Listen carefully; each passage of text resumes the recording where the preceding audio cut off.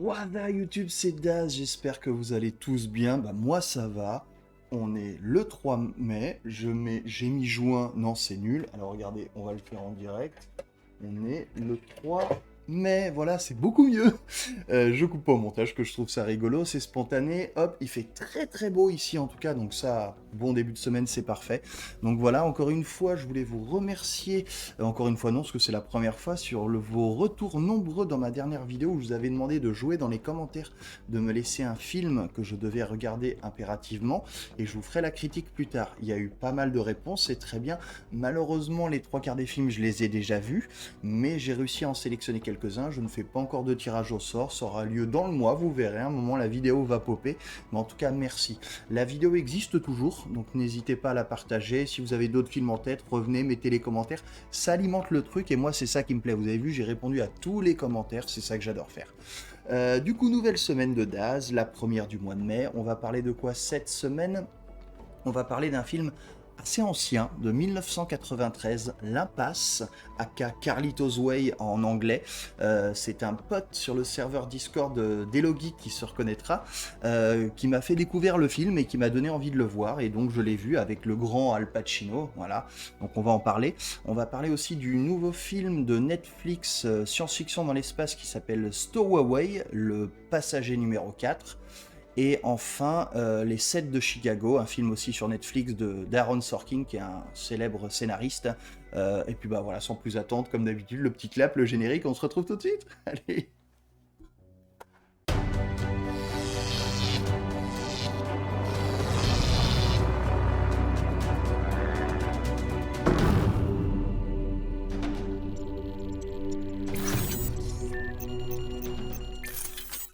Now devolve upon me the painful duty of unleashing upon society a reputed assassin. The prisoner's discharge. Call the next case.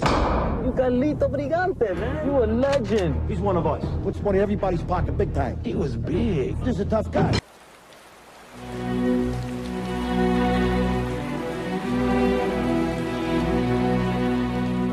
L'impasse et l'autre arrive, jeu de mots de merde.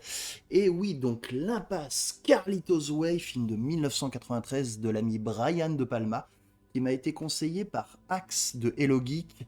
Merci à lui, puisqu'on a beaucoup de bonnes discussions cinéma dans ce Discord, et il est plutôt de bons conseils, et ce conseil n'était pas à la base quelque chose qui allait vers moi, on va dire, dans le genre de film et surtout dans la date, mais je me suis dit, j'ai envie d'y aller, j'ai envie de lui faire confiance, et j'ai bien fait, donc merci à toi. Du coup, la première est vraiment difficile, puisqu'en fait, c'est un film qui se veut à l'opposé des films de gangsters. Donc Carlito Brigante, joué par Al Pacino, sort de prison, a envie d'avoir une vie rangée, pépère et tout. Du coup, la première, bah, j'ai pas trop aimé, clairement, je m'attendais vraiment à tellement de pétarade, et il n'y en a pas eu, mais attention, ça arrive, heureusement, la deuxième partie est beaucoup plus rythmée en action, et là, génial. Donc Al Pacino, excellent, mais le meilleur pour moi, c'est Sean Penn, parce qu'à la moitié du film, je me suis demandé où il était, le coco. J'ai donc dû aller regarder dans IMDb sur mon téléphone, et j'ai fait, non mais attends, il joue ce rôle-là, là. Il est bien grimé, le petit chenou, donc très très bien. Donc du coup, très bonne musique, bien réalisé, voilà. Et la petite ellipse que j'adore, c'est que la fin et le début sont la même chose, mais tournés de manière différente. Je pense que c'est un léger spoil, mais bon, on va dire le film date de 93, je pense que je peux y aller là-dessus. Je vous dirai pas plus, hein, évidemment, mais voilà, ça se ressemble, ça se rassemble, mais pas fait de la même manière. Donc j'ai trouvé ça très très bien. Du reste, quand le film s'est terminé, j'ai re-regardé les 3-4 premières minutes. J'ai trouvé ça vraiment très bien. Donc du coup, j'ai beaucoup aimé ce Carlitos Way, excellent. Mais pour moi, le meilleur film de gangster, ce que j'ai envie de vous le dire, est aussi du même réalisateur. Et du reste, il n'était pas tout seul, bah oui, parce qu'il y a un Palma, il y a deux Palma. Et il y a le Palma Show aussi. Putain, les jeux de mots, mais ça y va chez moi. Je sais, c'est pourri, mais bon, désolé, hein, c'est moi en même temps. On va pas me changer. Donc, bref, De Palma, il est tout seul, Brianou, et donc il a sorti Les Incorruptibles, Elliot Ness, La Prohibition, avec Kevin Costner. Ce film est juste une pépite, largement au-dessus de Carlitos Way pour moi. Donc bref, si vous avez envie de vous faire une soirée gangster, L'Impasse, Les Incorruptibles, vous allez vous mettre très très bien, et bravo Brianou. Allez, on passe à la suite.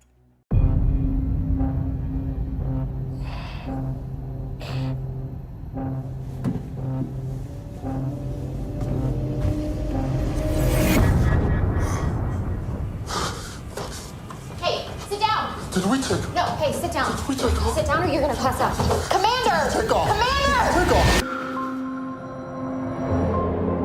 Bon alors aujourd'hui, le tournage est très compliqué. Ça fait plusieurs fois, j'essaye de caler entre 2 minutes et 2 minutes 30 pour les reviews des films. Et là, j'y passe 4 minutes, 5 minutes. Je vous le dis d'emblée, il faut que ça aille vite. Mais Stowaway, le passager numéro 4, est une pépite. Mais vraiment, j'ai juste, mais littéralement adoré. J'ai eu plein d'émotions. Donc c'est compliqué quand j'aime quelque chose, moi vous me connaissez un minimum maintenant, j'ai envie d'en parler, j'adore en parler. Donc tenir tout ça dans 2 minutes c'est très compliqué, donc j'ai essayé d'aller vite. C'est très très bien réalisé, donc c'est sur Netflix, Anna Kendrick, Toni Collette, tout ça.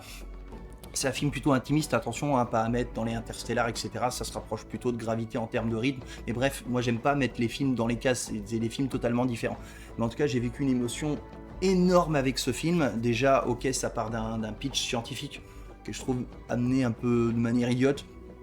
Évidemment, je pense qu'aujourd'hui, hein, si Thomas Pesquet, il décolle, tout ça, etc., tous les grands, oublier quelqu'un dans la navette, enfin, ça va jamais arriver. Bref, ça part là-dessus, c'est un film, c'est comme ça.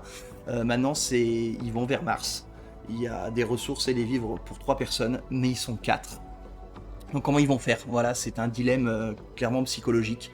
Comment c'est gérer les émotions, parce que c'est beaucoup dans les émotions, c'est pour ça que moi j'ai tant aimé, parce que je suis quelqu'un de très sensible. Voilà, c'est très bien joué, c'est très intimiste, le rythme est extrêmement lent, mais j'ai énormément aimé. Le questionnement est bon, les scènes de l'espace, parce qu'il y en a notamment à la fin, sont super. Les musiques sont extraordinaires, et quand j'ai regardé qui était le gars qui avait fait ces musiques, c'est le même qui a réalisé Lyon. Je vais vous mettre l'affiche, je sais pas où de quel côté. Qui est sans doute le film où j'ai senti le plus d'émotion de ces 10 dernières années, avec Star is Born. C'est vraiment, si vous ne l'avez pas vu, hein, je vous le dis comme ça, parenthèse très vite, parce que je dois aller vite. Pépite, Lyon, vraiment énorme, regardez-le. Bref, voilà, donc Stowaway, vraiment génial. Voilà, je sais que j'en ai discuté avec des gens qui ont un peu moins bien aimé. Bah, mon meilleur ami, par exemple, l'a vu, m'a dit qu'il a bien aimé, mais ça reste oubliable. Après, maintenant, c'est subjectif, vous le savez tous, et je suis là pour vous donner mon avis, mon propre avis. J'ai adoré de A, la première seconde, jusqu'à Z, la dernière seconde, et du reste, la fin, le dernier plan, et ça coulait, bah voilà, bref. Je peux pas vous le dire autrement, c'est compliqué, je dois vous le résumer en 2 minutes, et bah on est obligé de passer à la suite, malheureusement, mais en tout cas, foncez, regardez-le, et dites-moi dans les commentaires si vous l'avez vu, j'ai envie d'avoir votre avis. Allez, à tout de suite. We want to underscore again that we're coming to Chicago peacefully, but whether we're given permits or not, we're coming. We're going to Chicago to protest the Vietnam War. And there's no place to be right now but in it. We watched for a decade while these rebels without a job tell us how to prosecute a war. Well, they're going to spend their 30s in a federal facility. Alors, ce film, en fait, je voulais le voir déjà depuis pas mal de temps, puisque réalisé par Aaron Sorkin. Je vais pas vous lister toute sa filmo, mais surtout ses scénarios, ses scénarii. Bref, regardez sur IMDb, Allociné, mais c'est pas le plus mauvais, on va dire. Donc bref, casting vraiment très très bon.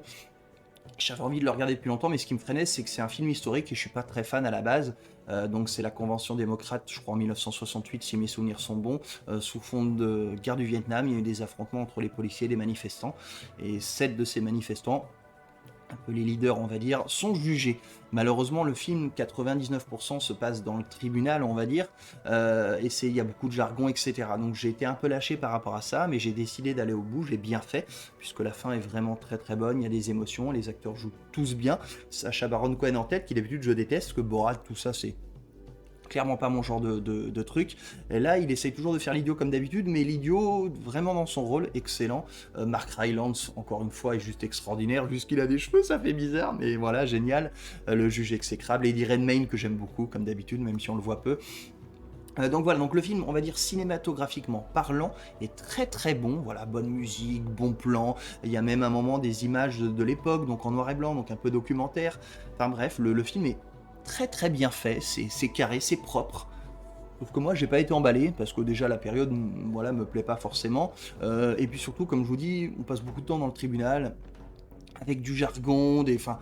Voilà, j'ai pas été transporté. C'est pas mauvais, attention, c'est quand même un bon film, mais clairement, on va dire des 3 que j'ai vus cette semaine, c'est clairement celui qui est en dessous. Bref, on va se retrouver pour la conclusion. Si j'avais envie de vous caler un jeu de mots pourri, je suis désolé, mais je l'ai fait sur toutes mes sessions d'enregistrement, il faut que je vous le fasse. En fait, dans le casting, donc il y a Mark Rylance, il y a Sacha Baron Cohen, le problème c'est qu'il y a un acteur qui est jamais avec eux, parce que Joseph Gordon-Levitt, ouais, voilà, c'est pourri, hein, je suis désolé, mais il fallait que je le cale quand même. Allez, à tout de suite pour la conclusion.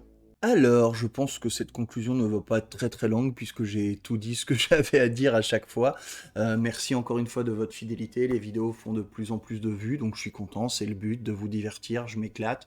Si vous éclatez à regarder mes vidéos, les commentaires sont toujours très bons, donc merci. N'hésitez pas, comme d'habitude, à partager la vidéo, à mettre des commentaires, à mettre des pouces bleus, bref, les appels que font tous les youtubeurs, vous savez ce que c'est, hein, je vais pas vous le refaire. Et abonnez-vous surtout si vous ne l'êtes pas, mettez la petite cloche. On va se retrouver la semaine prochaine. J'ai déjà une série que j'ai quasiment terminée. Spoiler, je vous dis pas ce que c'est, mais j'adore. C'est un truc de ouf, j'ai envie de vous en parler. Je me demande même si la fin, on va dire, est aussi meilleure que le début. Est-ce que je vais pas en faire une vidéo à part puisque je pourrais pas vous en parler en 2 minutes. Bref, pour l'instant, c'est excellent. Je pense qu'on va avoir une superbe semaine au niveau météo. Donc voilà, en plus, le déconfinement commence à arriver. Donc on va pouvoir revivre un peu notre vie un peu plus agréable qu'avant. Et puis bientôt la réouverture des ciné. En tout cas, passez une bonne semaine, profitez des vôtres, amusez-vous, et à la semaine prochaine. Ciao!